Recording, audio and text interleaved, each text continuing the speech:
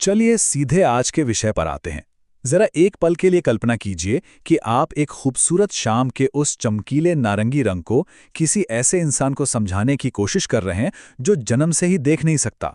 हम शायद कहेंगे कि ये आग जैसा है या गर्मी का एहसास देता है। लेकिन जरा सोचिए, उस इंसान ने कभी रोशनी या रंग देखा ही नहीं है, तो भला वो इसे कैसे समझेगा? अक्सर जब हम अपनी आंखें बंद करते हैं तो हमारे दिमाग में कोई ना कोई धुंधली आकृति या रंग उभरता है। लेकिन हमारे इस विचार प्रयोग में जो व्यक्ति जन्म से नेत्रहीन है, उसके लिए कुछ न दिखने का मतलब अंधेरा नहीं, बल्कि पूर्ण शून्य है, बिल्कुल कुछ भी नहीं। और ये एक बहुत गहरी बात की तरफ इशारा करता है कि हमारी जो वास्तविकता है वो पूरी तरह से इस बात पर निर्भर करती है कि हमारी इंद्रियां उसे कैसे महसूस करती हैं। तो यहाँ एक बहुत ही दिलचस्प सवाल उठता है। अगर सिर्फ एक इंद्रिय यानी देखने की क्षमता के ना होने से पूरी की पूरी दुनिया का अर्थ बदल सकता है, तो क्या ये मुमकिन है कि जिन चीज़ों को हम सबसे पक्का मानते हैं, जैसे कि अंतरिक्ष और समय यानी स्पेस और टाइम, क्या ये भी महज एक भ्रम हो सकते हैं? ठीक है, चलिए इस गुत्थी को थोड़ा और सुलझाते हैं।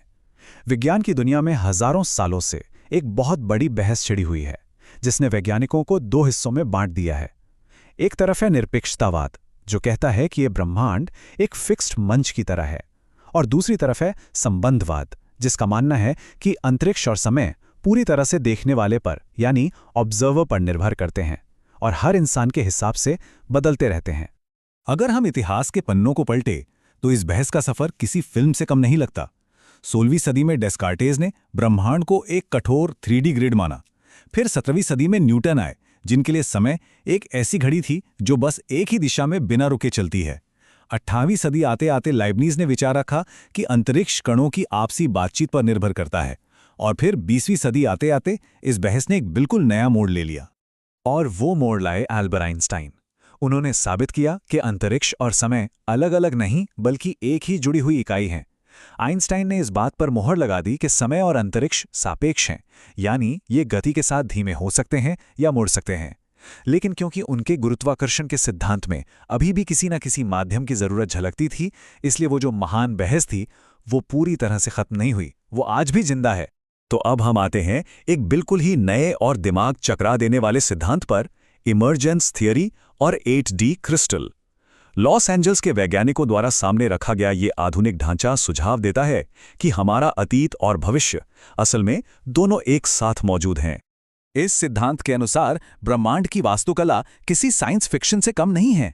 इसके मुताबिक सबसे मूल संरचना एक सममित 8 आयामी क्रिस्टल है, और हम जिस 3D ब्रह्मांड को देखते हैं वो असल में उस क्रिस्टल की सिर्फ एक परछाई या प्रोजेक्शन है। और ये पूरा का पूरा 3D ब्रह्मांड बेहद छोटे ज्यामितीय आकारों से बना है, जिन्हें टेट्राहीड्रॉन कहा जाता है। अब जरा इस बात पर गौर कीजिए कि ये पैमाना कितना विशाल और चौंकाने वाला है। इन टेट्राहेड्रॉन्स के किनारे प्लैंक लेंथ जितने छोटे होते हैं। इसका मतलब है कि विज्ञान को आज तक जो सबसे छोटे कण पता हैं, ये उनसे भी 10 की घात 16 गुना छोटे हैं। ये इतना छोटा है कि हम और आप इसकी कल्पना भी नहीं कर सकते। पर यहाँ सबसे जरूरी सवाल ये पैदा होता है कि आखिर वो क्या चीज़ है जो इन अनगिनत इतने बारीक ज्यामितीय आकारों को इस जटिल और खूबसूरत भौतिक दुनिया में व्यवस्थित करती है, जिसे हम रोज जीते हैं? इसका जवाब आपको यकीनन हैरान कर देगा। वास्तविकता की जानकारी और पैटर्न्स को आपस में तुलना करने और चुनने की जरूरत होती है, और ये सब केवल एक सक्रिय सचेत मन से ही हो सकता है। आसान शब्दों में कहें तो चेतना ही इस पूरे ब्रह्मांड की सबसे बड़ी और अंतिम वास्तुकार है। क्वांटम यांत्रिकी और मन। अब जो बात इस हिस्से के बारे में सबसे दिलचस्प है वो ये है कि ये कोई हवाई बातें नहीं हैं। इसके पीछे नोबेल पुरस्कार जीतने वाला विज्ञान खड़ा है, जो इस जादुई सी लगने वाली अवधारणा का पूरा समर्थन करता है। उदाहरण के लिए क्वांटम एंटेंगलमेंट को ही ले लीजिए। इसके अनुसार आपस में जुड़े हुए कण सचमुच तब तक किसी भी एक निश्चित स्थिति में नहीं होते जब तक कि उन्हें सचेत रूप से देखा न जाए। मतलब उनके पास कोई स्पिन या गति तय नहीं होती। जब कोई चेतना उन्हें ऑब्जर्व करती है, केवल तभी ब्रह्मांड एक निश्चित स्थिति चुनने के लिए मजबूर होता है। और ये बहुत ही शानदार तरीके से दर्शाता है कि कैसे हर इंसान का अनोखा और जटिल मस्तिष्क इन स्थितियों को अलग अलग तरीके से प्रोसेस करता है।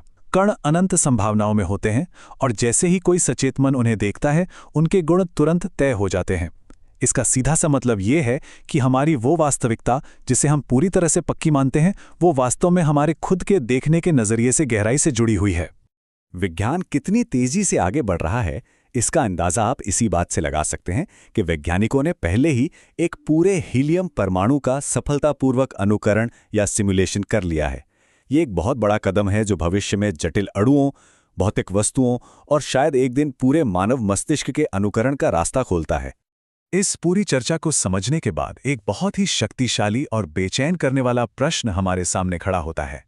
अगर सब कुछ चेतना पर निर्भर है और हम हर चीज का सिमुलेशन कर सकते हैं, तो क्या यह मुमकिन है कि हम खुद भी किसी सिमुलेटेड दुनिया के अंदर रह रहे हो?